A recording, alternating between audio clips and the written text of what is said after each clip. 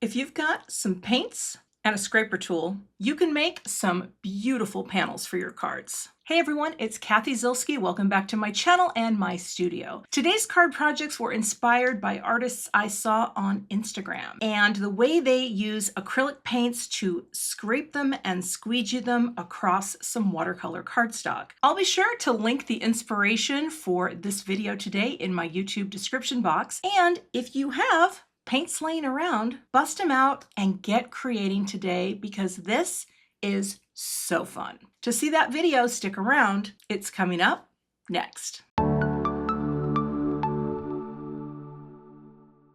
Here's a look at the supplies that I will be using today. You are going to need some paints. Now, I don't have a huge collection of paints, as you see. This is what you see is what you get. I have since placed an order for more, but I just have these colors, so we're gonna make them work. I have some Distress watercolor cardstock, and you can use obviously any watercolor cardstock or watercolor paper you have. I love this Tim Holtz stuff because it's so bright white, which is unique for a watercolor type of paper. But I'm going to do my techniques on the smooth side. I think that's, yeah. And then you need some sort of squeegee or scraper. I'm going to use this basic tool that I have, and I'm going to keep some water handy so that I can clean off my scraper with between each color. All right, I'm gonna get ready to make the magic. Got this hardboard, and to be honest, I don't know where it came from. I feel like it was part of a package of something that I got, but I'll see if I can link something similar to this. And this I found in the basement of my house. It's a blue painter's tape. I don't think it will tear anything. You know what? It's hard to know. Although I could do the old, you know, rub it, get some of the stick off first. I don't know. We're just going to do that. Now what I'm going to do is I'm going to create, and I have to stand up to look down. I'm going to create a little border around the edge like that. You can kind of see through it. See that there? I guess it's about 1/4 of an inch. And I'm going to do that on all sides. Not very good at this. Again, I'll just take some of the stick off by adding human skin cells. There we go, okay? And maybe like that. It doesn't have to be perfect, but I definitely want my panel to be framed.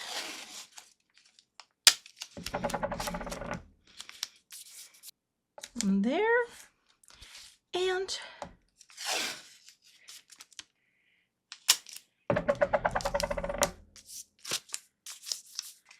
the last one is there. So that's pretty close. All right, and then we'll smooth that down. So I've got a bit of water here and a paper towel, and I guess what I'm going to do is kind of just start one color at a time. So I'm going to shake this up. Well, actually, do I want to do, I don't know.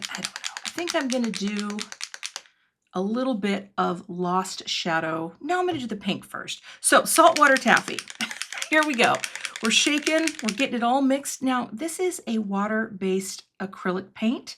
And of course, the nice thing apparently about these paints is that they have a level of translucency depending on how you use them. So I'm going to just put a little bit here on the edge, close that up, take my scraper and just go like that. That's it. One beautiful swash down the page, so to speak. And then I'm going to wipe off this. And this is where having a little bit of water is helpful because then I can get the paint off. I don't want to pick it up and transfer another color. All right, that looks pretty good. So we're going to take Lost Shadow. Let's put a little here, up there. Probably could have shaken that a little better. And then again, I'm just going to go like that. So the cool thing is there is overlapping translucency, and maybe I'll do, I kind of want it to go right to the edge there. There we go. Just like that. Cool. All right. I don't know. And clean. So you kind of get the vibe, right? Okay, now I'm going to take, well, I guess I'll take the red gonna take my red. And this is Lumberjack Plaid. Again, and I don't know what happened there, but I'm just working with the colors that I have because I don't have a ton of this. And I thought, well, these are gonna work together. And if you have paints, I think you should try this because I think it's really cool. Okay, and again, I don't know how much you should have or use. I'm just kind of going, let's do that. And there's the pattern. But isn't that looking cool? Like it's coming together. It's looking cool. All right, we're gonna wipe that away. But the nice thing is these clean up really easily with water. The paints, that is. So we'll get that off.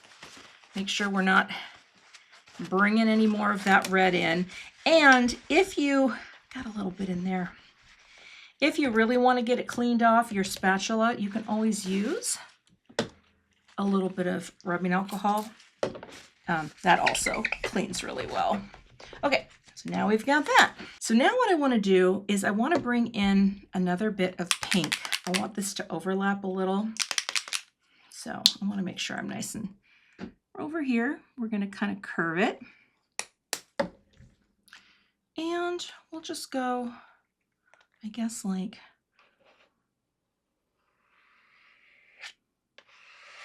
so you can see how, oh, I do want that to be covered right in there though. There we go. There's some translucency, and you know, what you get is what you get. I think it looks kind of cool. And maybe too, I'll do just a little bit.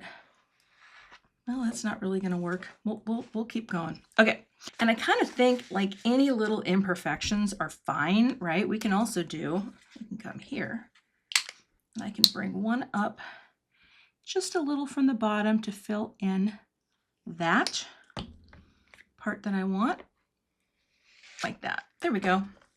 Totally fine. Just like that. Okay.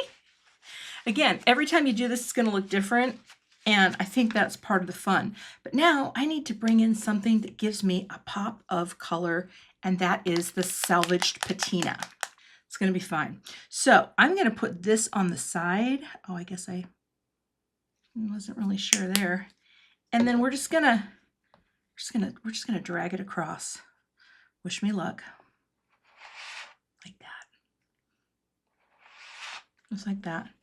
Just across the center. No big whoop. You see through it. It's good. Okay. Now, I guess I could take a little bit. No, I'm going to leave that up there as is. Now that I've got this, I'm going to say we're good. And then all you have to do is peel off, and I'm going to grab a little release here. Peel off your paint, and then we're going to let this dry. And I think that should, oh, it's tearing my paper. Okay, maybe I did get it a little too, we'll go this way. So this isn't the perfect blue tape. There's going to be a little tear here. But you know what? Oh yeah, that's a bummer. Maybe we can fix it. I don't know why that one tore. These ones look great. Okay. Yeah. That looks really good. And one here. Yeah, I don't know what happened there, because this is all working just fine. Huh. I need a different tape. Okay. However, I'll fix that. Like, I'll probably be able to just, like, you know, maybe pull it back on itself a little. Okay. Not the worst. But look how pretty that is. Isn't that cool? Okay. So now you have this abstract piece that you just created. Now I think I'm going to hit it with a heat tool just to facilitate the dry time.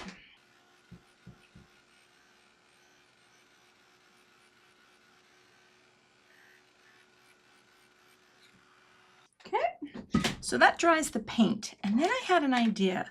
I kind of want to add a little more detail and texture. So I'm going to grab, I need some kind of, oh, you know what? I'll grab this. I'm going to use a little piece of Tim Holtz Media Matte, and I'm just going to spread out a tiny bit of the red, and I'm going to take a paintbrush, well, not a paintbrush, this is a little basting brush that I use sometimes for glue. I just snipped off the little details, meaning the length, and I'm just gonna go stamp, stamp,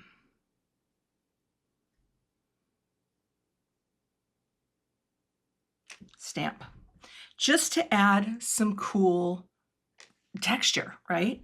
And I think 3 is fine. I'm gonna go rinse this off under some water, and I'm gonna grab another little tool to add some more detail. Now I'm gonna take my distress paint in the salvaged patina, and again, I'm gonna just put a little here. You don't need much. Yeah, that's probably fine. And I'm going to take a paper Dixie cup and just sort of spread it around a little so I can get some on the bottom of the cup. And I'm just going to add some circles to this piece, like that. Oh, where else do I want it to be? Maybe one right here. And just like that, I've created a little mini masterpiece. Isn't that fun? It's going to look different every time. I want to show you one I did off camera and show you that I tried to recreate the exact same thing, but you can never do the same thing twice, right? But I think this is so cool. And even where that tore, you know what? That's going to be fine. I'm going to take, once this is completely dry, I'll just take a mono sand eraser and go over it. Isn't that just like that? You create this little piece of art. Let's do another. For the next panel, I'm going to use a little villainous potion. Now, I will tell you, something's up with my villainous potion. It's it's a little thick. I don't know why, but let's see. I'm just going to come across here and just do like a, oh, that looks good. Oh, okay, that's way more than I thought I was getting. All right, I guess that's our first layer. Again, you don't know what you're going to get. Now, the people that I watch doing this, they don't do multiple sweeps. They do one sweep and they get great color. Now, I don't know if that's the difference of having like a really opaque paint, but we're going to find out. We're going to make magic ourselves. Remember, as I like to say sometimes, I'm a crafter, not like a fine artist here. So we've got color number 1. Now let's do this blue guy up here. Drop it down, and we're just going to do a nice little drag. So we get that opacity. See, that's so cool. I don't know if I like that little part jutting up, but you know, what are you going to do? I have another pink, and that is Kitsch Flamingo, which I actually think would look really pretty on here. Oh, we're getting paint on everything. Oh, it's messy. Okay, let's do a little Kitsch Flamingo. Again, move my board.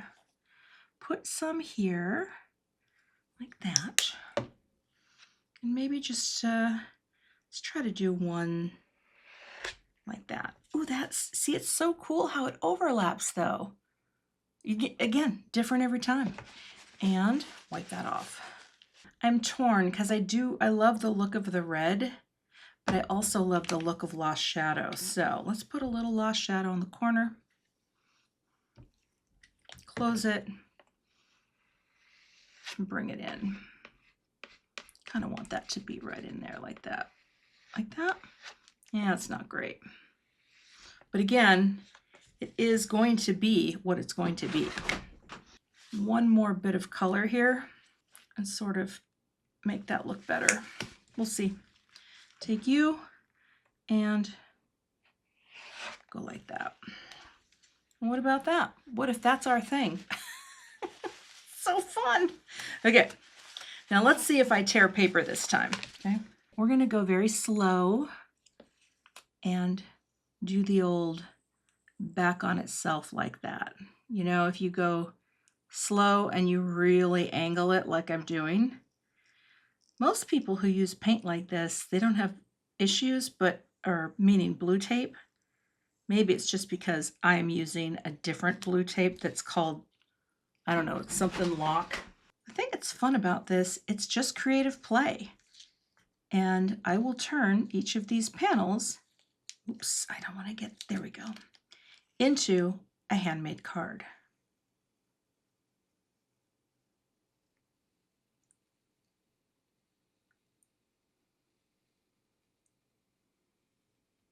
So far, so good. No tears. Okay. Gosh, that is pretty.